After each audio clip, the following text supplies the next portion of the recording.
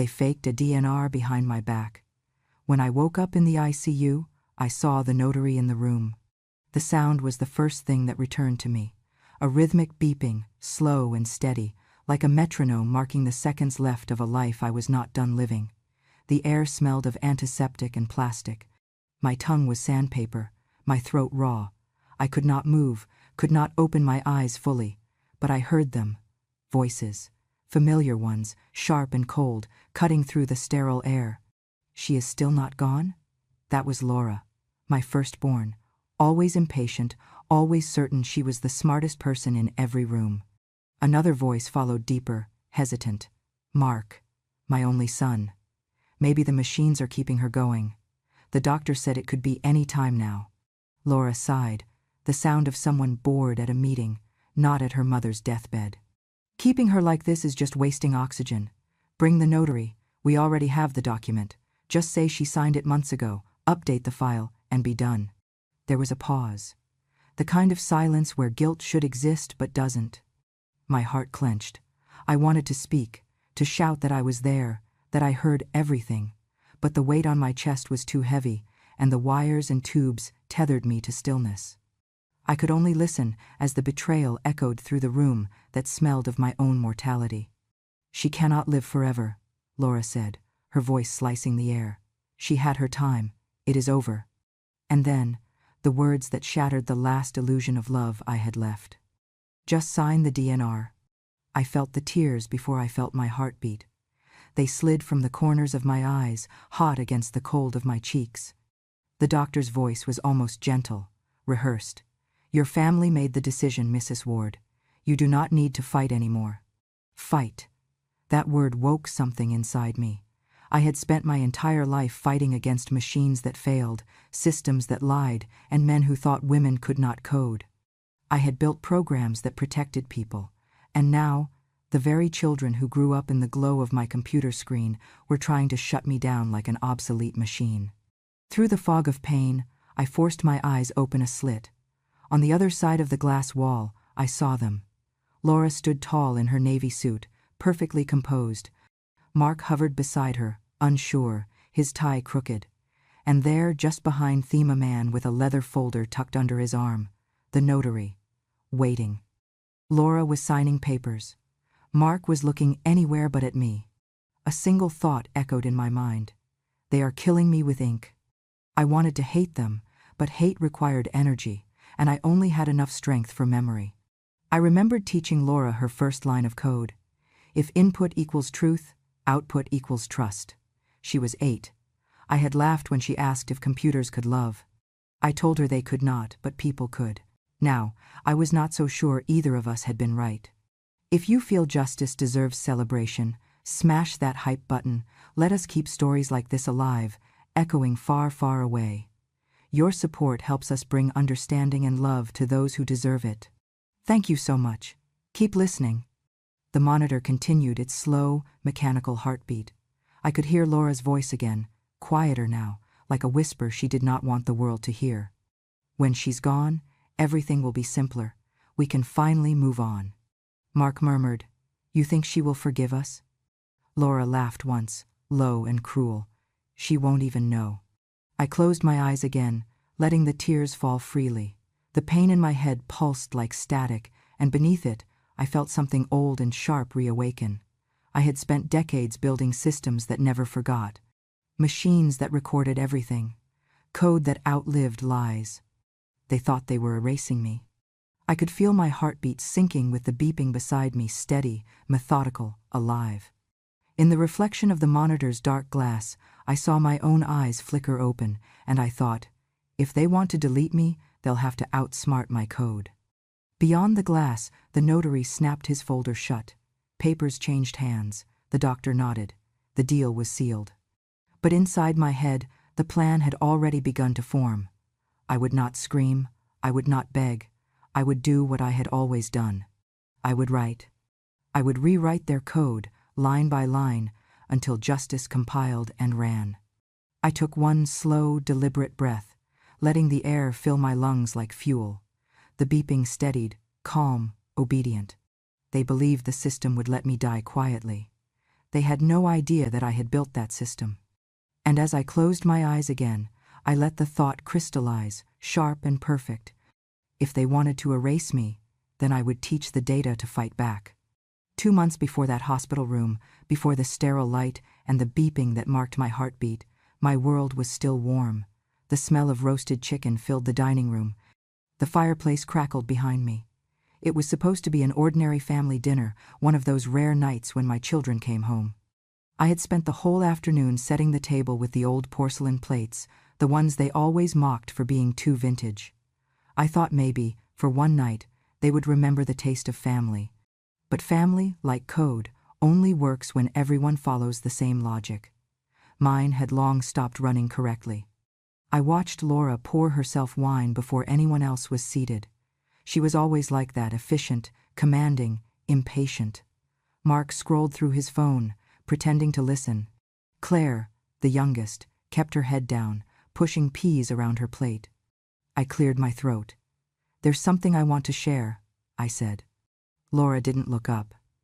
"Is it another donation idea, Mother? Please tell me it's not." I smiled faintly. "Not exactly. I finalized the transfer this morning. $2 million from your father's insurance is now funding the Code for Kindness Foundation." The fork dropped from Mark's hand. The sound was louder than I expected. Laura froze mid-sip, eyes narrowing like she was scanning an error message. "You did what?" "I gave it to the foundation," I said. "To the children who want to learn. The orphans I mentor, they'll have computers, proper classes, a real chance." "You gave our money," Laura said slowly, "to a bunch of coder nobodies?" "It was never your money, dear," I replied softly. "It was your father's gift, and he would have wanted it used for something that outlives us." Mark leaned forward, face flushed. "What about us? I'm behind on rent. Laura's business needs capital. You think strangers deserve it more than your own children?" I sighed. "You've both had more than enough chances. Money doesn't fix what you broke yourselves." Laura laughed, a short, ugly sound. "You really think you're some kind of saint, don't you? Teaching code to kids who'll probably hack into ATMs by next year." "I think kindness can be learned," I said, "and I think I failed to teach it at home." That silenced her for a second. Then she leaned back, crossing her arms. "All my life, people said I'd never be as smart as you. Elsa Ward's daughter, they called me. Like I was an extension of your legacy instead of a person. Well, guess what, Mother, I'm done being your footnote." "Laura." "No," she snapped. "You built systems that changed people's lives. Fine, I'll build one that changes yours." I saw something shift in her eyes then. It wasn't just anger. It was a kind of purpose, the same look I used to have when I found a new line of code that could outsmart the old one. Except now, I was the old one. Mark looked uneasy. "Laura, don't—" "Quiet," she cut him off. "You want your share? Then you'll help me make sure we get it." He hesitated, rubbing the back of his neck. "What do you mean?" She smirked. "Mother's health isn't what it used to be. One bad stroke, and the hospital decides what happens next. A little paperwork, a signature, and we make sure she rests easy and we can finally move forward." I sat there, frozen, my fork still in midair. "You're talking about my death like it's a business merger." Laura's voice softened in that chilling way only she could manage. "It's not personal, Mother. It's logical. You taught us logic, remember?" Mark looked between us, conflicted, but the greed was already blooming behind his eyes. "If she's right, it's not like we're killing you. We're just letting nature take its course." I stared at them both, and for the first time in my life, I saw my reflection in their faces, distorted, cruel, efficient. They had inherited my precision, my intellect, but not my heart. Claire finally spoke, her voice small but trembling. "You can't mean that. Mom's done nothing but help people." Laura shot her a look sharp enough to cut glass. "Stay out of this, Claire. You work night shifts in a hospital. You should understand better than anyone that sometimes mercy means letting go." "Mercy?" I whispered. "That's what you call it?" Laura smiled. "Call it whatever helps you sleep." I wanted to believe she didn't mean it, that she was just angry, but I'd written enough algorithms to know when a system had already been set in motion. Dinner ended in silence. I sat alone after they left, staring at the empty wine glasses and the crumbs of a meal that was supposed to bring us together. My hand trembled as I reached for my old laptop. The screen glowed to life, soft blue light bathing the table. I opened the folder labeled Guardian, my failsafe, my digital conscience.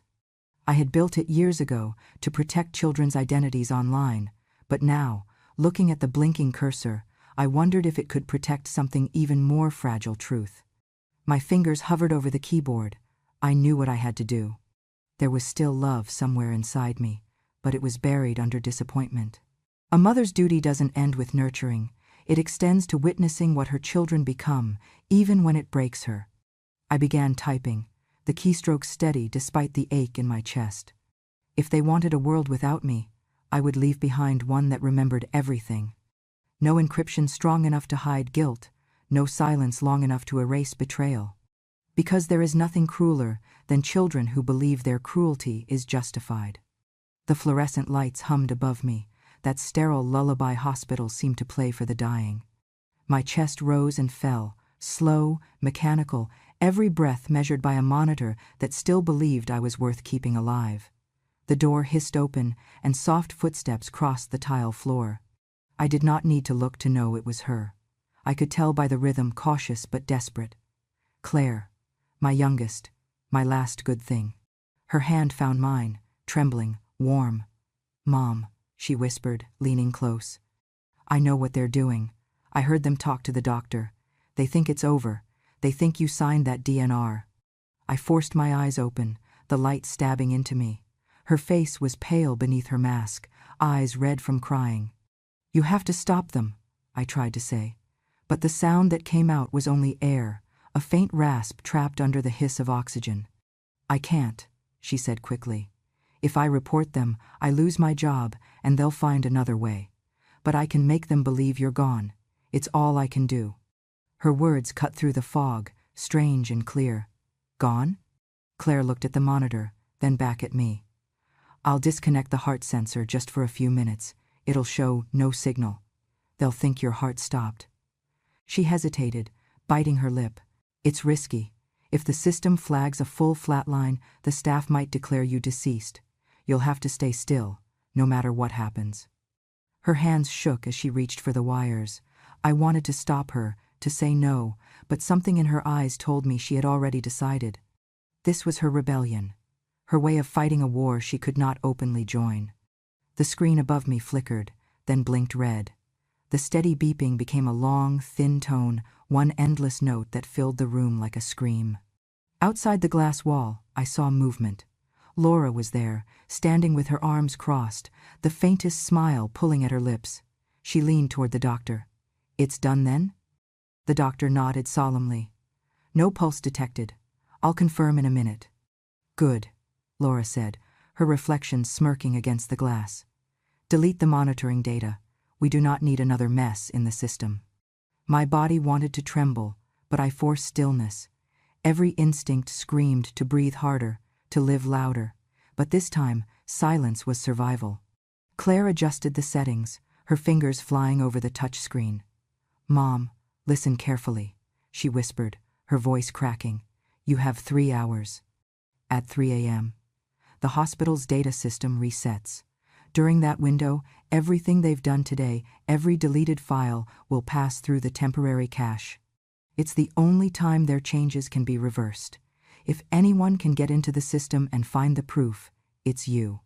Her words pierced through the haze, and suddenly, the world made sense again. 3 hours, I mouthed. Claire nodded, tears welling in her eyes. "You always told me data never dies. Now I need you to prove it." She bent down, pressing her forehead to my hand. "They use tech to kill you, Mom, so use tech to live." Her grip lingered, then slipped away. She straightened, adjusting my blanket with the precision of a professional nurse. To anyone watching, she looked like she was tidying up the body of a patient who had just passed. She whispered one last time, so low it felt like breath against my ear. "I'll keep them out of the room. You're not alone." And then she was gone. The hallway lights dimmed to their night setting, and the air changed. I could hear the low buzz of servers behind the wall, the hospital's digital heart beating just beyond reach. For the first time in hours, I let my eyes open fully. My reflection stared back at me from the black glass of the powered-down monitor, wrinkled, pale, and furious. I had built entire systems to protect other people's lives. I had written code that could identify human error before it cost anyone a heartbeat. And yet here I was, labeled as an error, marked for deletion by my own children. Not yet. I forced my fingers to twitch, one at a time. Pain shot through them like lightning, but they moved. The IV line tugged, the plastic bit into my skin. I didn't care. Every flicker of movement was a declaration. I am still here. Outside, I could hear the faint shuffle of Laura's heels fading down the corridor. Her voice echoed softly. End of an era. End of an era. She was right, but not in the way she thought. The camera in the corner blinked red, recording the stillness of a dead woman. Except the woman wasn't dead. I stared straight into that lens, unblinking, deliberate. Let it record this moment. Let it see that my eyes were open. Somewhere deep inside me, under the fear and the wires, a plan began to take shape. I would wait until the clock struck 3.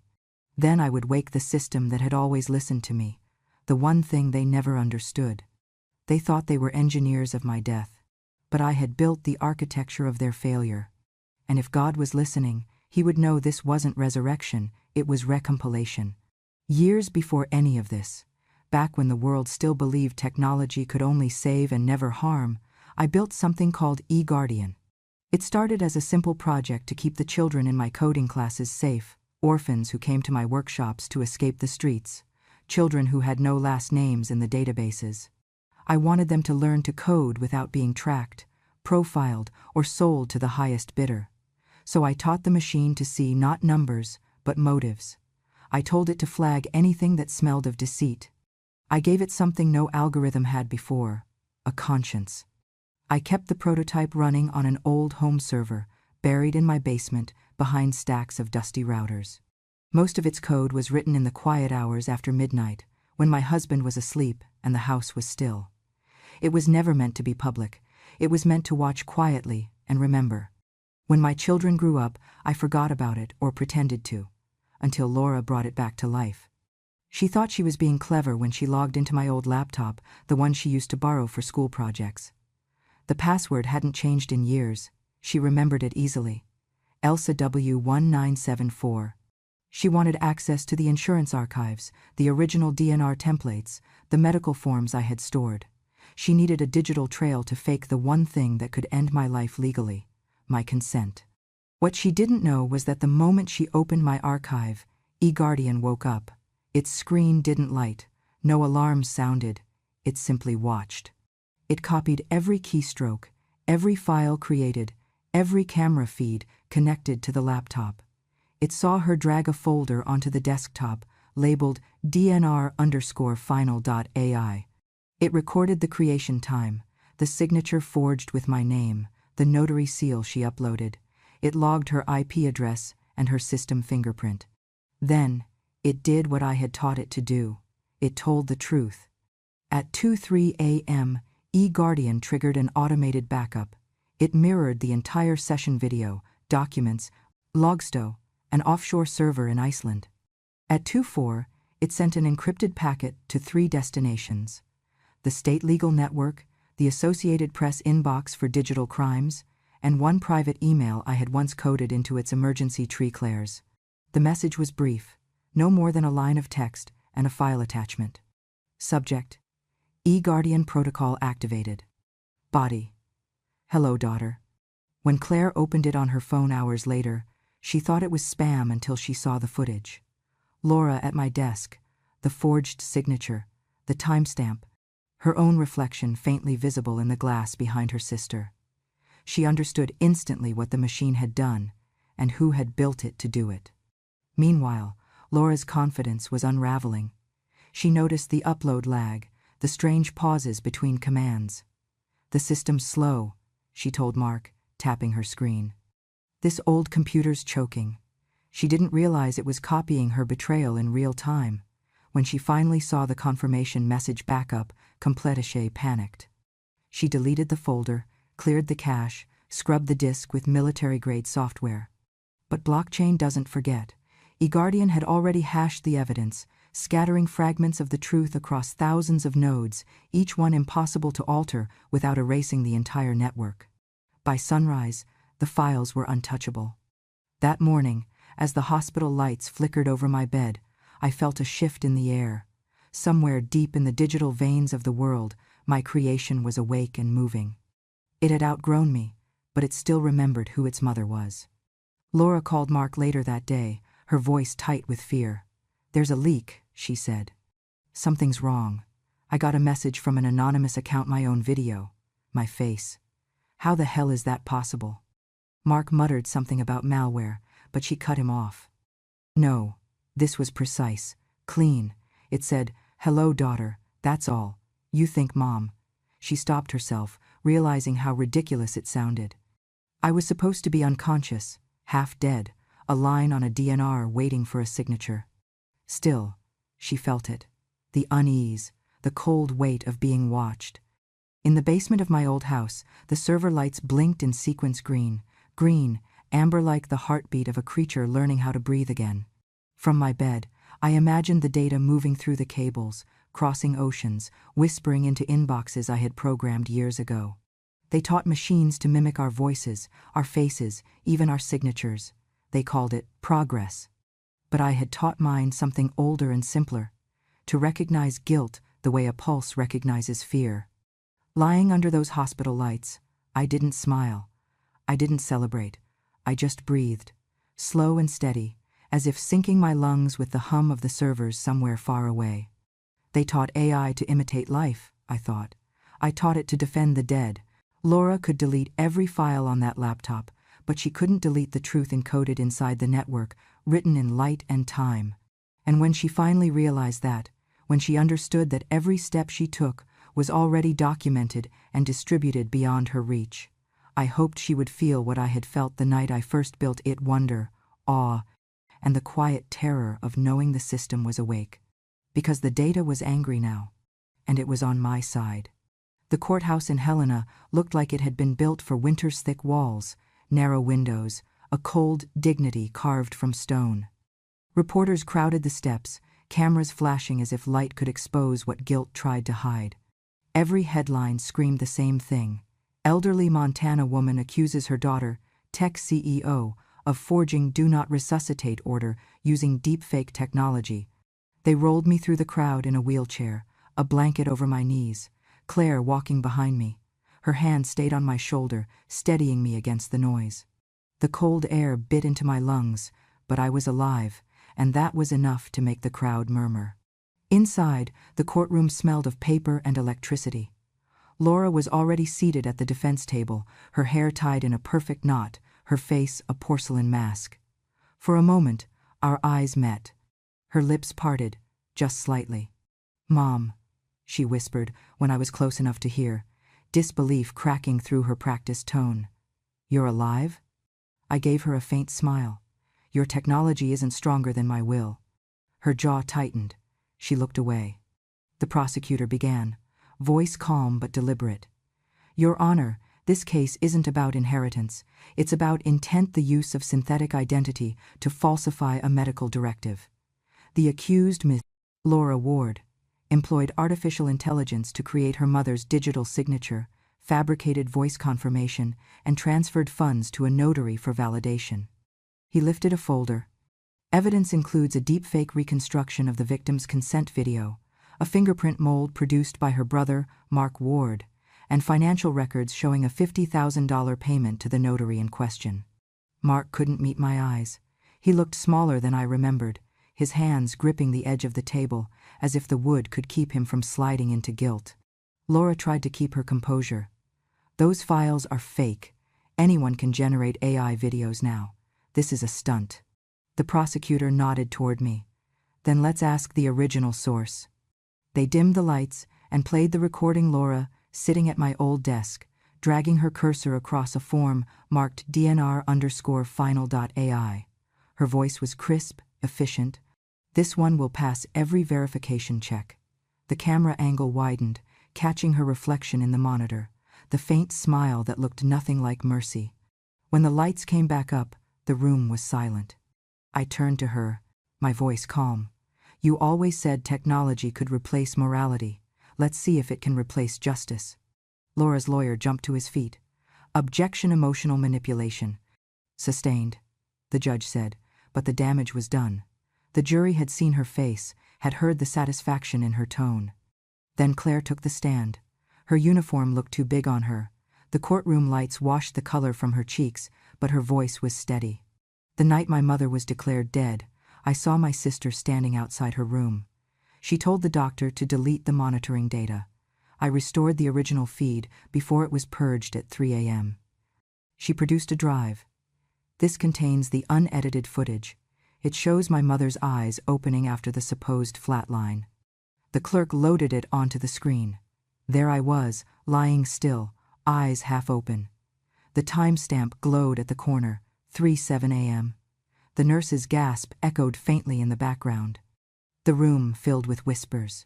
The jurors leaned forward, the reporters scribbled like wildfire. The judge looked at me. "Mrs. Ward, do you wish to make a statement?" I inhaled slowly. My chest hurt, the air sharp as glass. The nurse who had escorted me forward stepped closer, ready to help me back to the wheelchair. I raised my hand. "Not yet." The room quieted. Even the ceiling fans seemed to still. "I am not here for revenge," I began, my voice thin but steady. "I'm here because truth matters, even when it comes from a dying woman's lips. My daughter used machines to silence me, but the same code she worships gave me back my voice. Every lie leaves a trail. Every betrayal writes its own log file." Laura shifted in her seat, but I didn't look away. "You taught the world that AI could mimic life," I said, "but I taught it to recognize guilt." The prosecutor stood again, summarizing the evidence. The forged documents, the payment receipts, the fingerprints all tied together like threads in a web my children had spun around themselves. Laura's lawyer tried one last argument. My client only acted under emotional distress. She believed her mother was suffering. I smiled, weary but sharp. "Then perhaps she'll understand suffering better now." The judge called for a recess. Reporters surged forward, cameras flashing like lightning. I felt Claire's hands on the wheelchair again, guiding me out. Outside, a young journalist crouched beside me, microphone trembling. "Mrs. Ward, do you have anything to say to other families watching this?" I looked straight into the lens. "Yes," I said softly. "Never let progress erase compassion. Machines can learn patterns, but only people can choose decency." The crowd erupted in questions as we moved past them, but I didn't answer.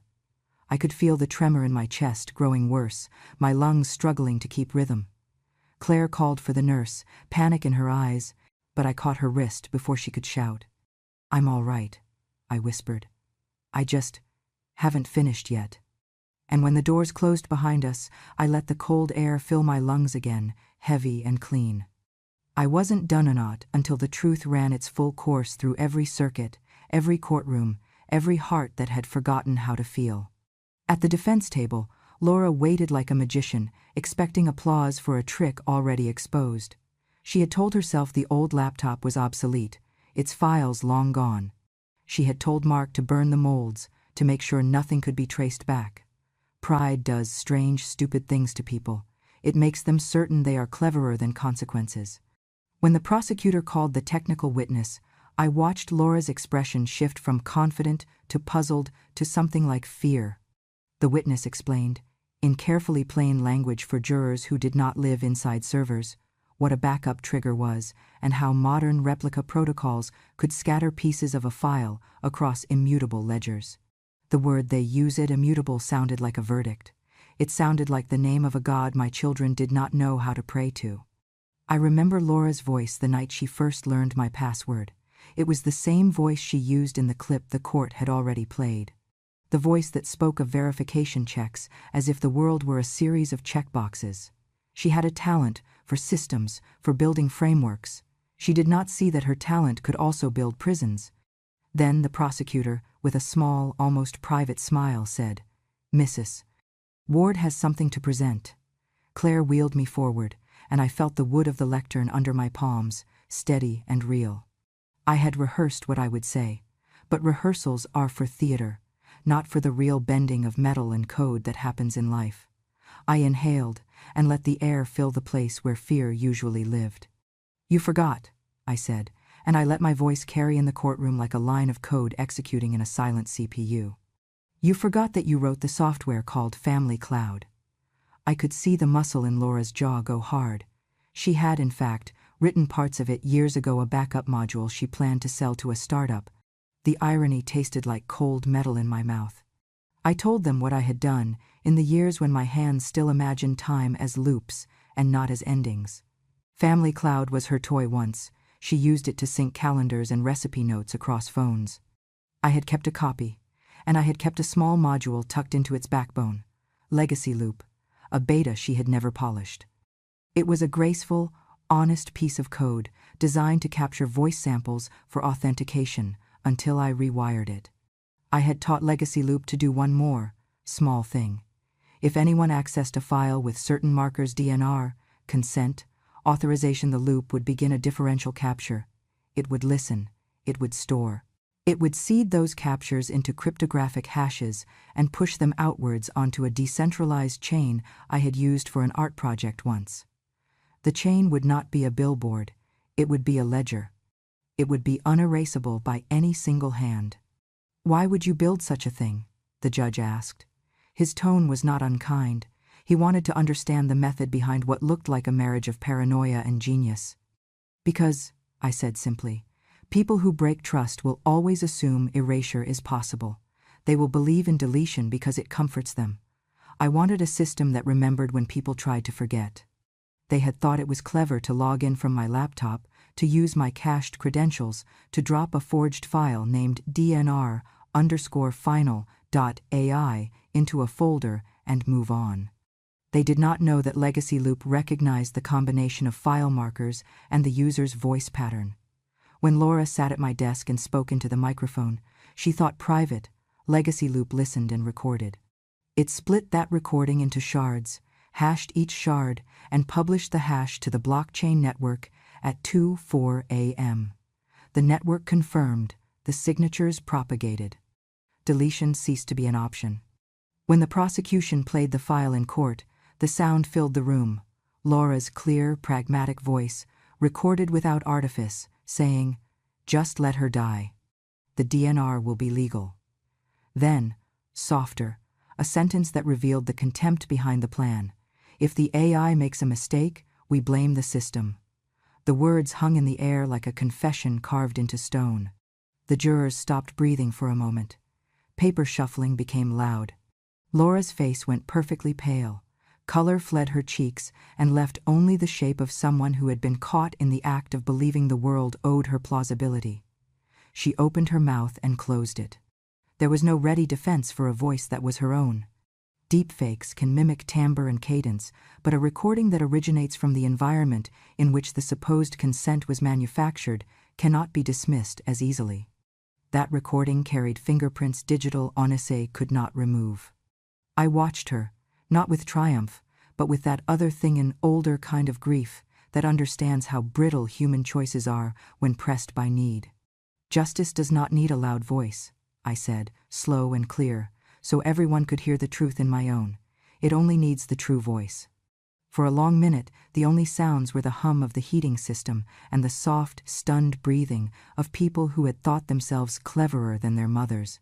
Laura's lawyer stood and made motions, objections tossed like nets into a sea that had already spilled its cargo. The judge called for a sidebar, but the damage was done. The tape had been heard, the hashes had been shown, and the network had spoken. Outside the courtroom, the sun was indifferent. Inside, the ledger I had started years ago did what I had taught it to do. It remembered, and in remembering it, turned a private cruelty into public fact. Laura sat with her hands clenched in her lap. For the first time since I had held her as a baby, she looked small. But smallness doesn't erase consequence. The truth had compiled. Now it was ready to execute. The verdict was delivered on a clear morning when Montana's mountains looked too peaceful for what was about to happen inside that courthouse. I sat beneath the skylight, my blanket folded neatly across my lap, listening as the judge read each count. This voice, steady, clinical, like a line of code executing one instruction after another. Laura Ward, he said, 25 years for the fabrication of legal documents, attempted manslaughter, and data fraud in a medical context. The gavel struck. A clean sound, final. Laura didn't cry. She just stared forward, lips pressed tight, her face pale as paper. When the guards moved toward her, she whispered, "Mom, you won." I wanted to tell her she was wrong, that no one wins when love dies, but the words never made it out. Then came Mark's turn. 18 years for aiding in the creation of falsified biometric materials and conspiracy to defraud a medical institution. He slumped. For a moment, he looked like the little boy who used to wait outside my office, playing with the circuit boards I brought home. But the man standing there now wasn't my son. He was a ghost built from excuses. The notary and the attending physician weren't spared either. Their licenses revoked, reputations erased. The same tools they had used to kill a name had now wiped theirs from every database that mattered. And then there was Claire, called forward, not in handcuffs but with flowers pressed into her hands. The courtroom applauded when the judge commended her courage. "You saved your mother's life," he said. Claire's voice trembled as she replied, "She built the system that saved itself. I only had to believe it could." When the sentencing was over, reporters swarmed like static questions flying, microphones flashing. I gave them what truth I could. "I'm donating the rest," I told them. $2.5 million, everything left to start the Montana Senior Defense Fund. No one should die because someone else decided their signature didn't matter. They scribbled furiously. The cameras loved it, the narrative of the brilliant old woman, turning her pain into protection. But the truth was quieter. I was just trying to clean up the mess my children had made of compassion. Later that afternoon, a journalist from a national network sat across from me in my living room. She had kind eyes, but her questions were sharp. "Do you regret it?" she asked. "Any of it? The lawsuit, the exposure, the sentencing?" I looked past her at the window, where snow had begun to fall, slow and soft, erasing the footprints on the path outside. "No," I said. "Regret implies choice. They made theirs, and I made mine." I paused. "I only wish I'd taught them to code morality before they learned to code machines." She smiled sadly, wrote it down, and turned off the recorder. "That line will headline tomorrow," she said. When she left, the house fell into the same silence it always did at dusk. I sat by the fire, the warmth soaking into my hands, thinking of the name I still carried, Ward, and how strange it felt now. Somewhere across the state, my children sat in cells with that same name stitched on their uniforms. That night, I imagined Laura in the prison common room, the TV humming in front of her. The evening news replayed my interview, me in the chair, blanket folded, voice even.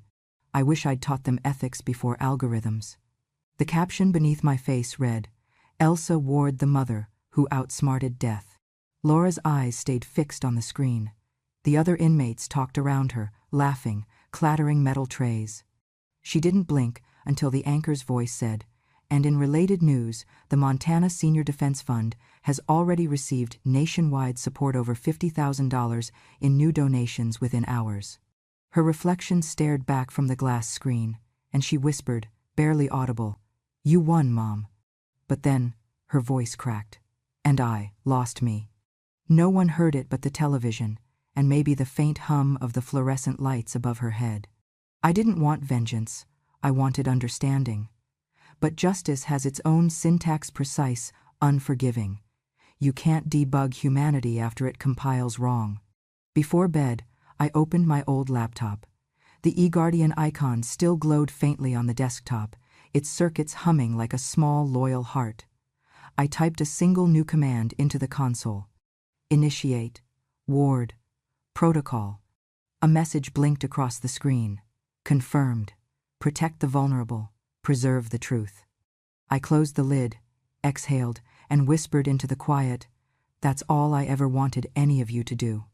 Outside, the snow thickened, covering every trace of the path that led to the courthouse, the same path where my children once walked beside me, small hands clutching mine.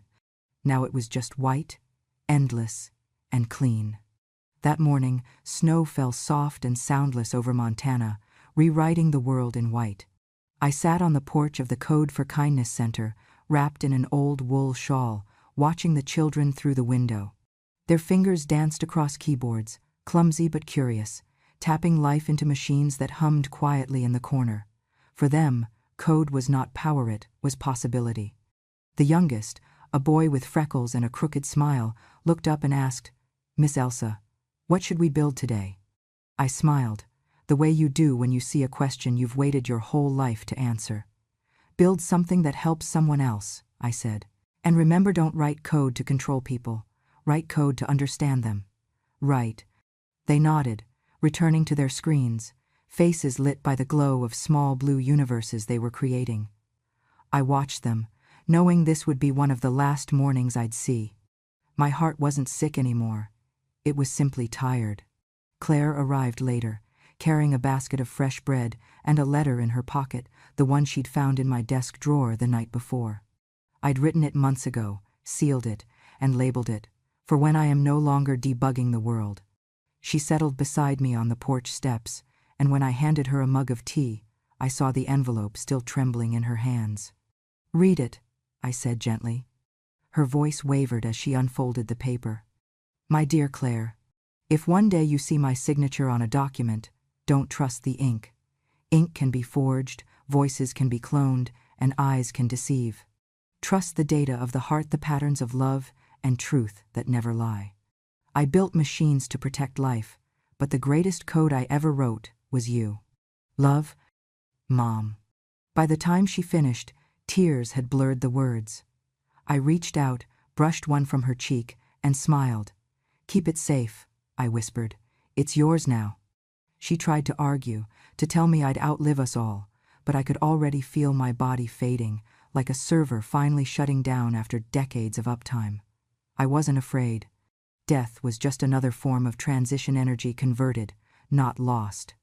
Days later, the snow was thicker, the sky a soft gray.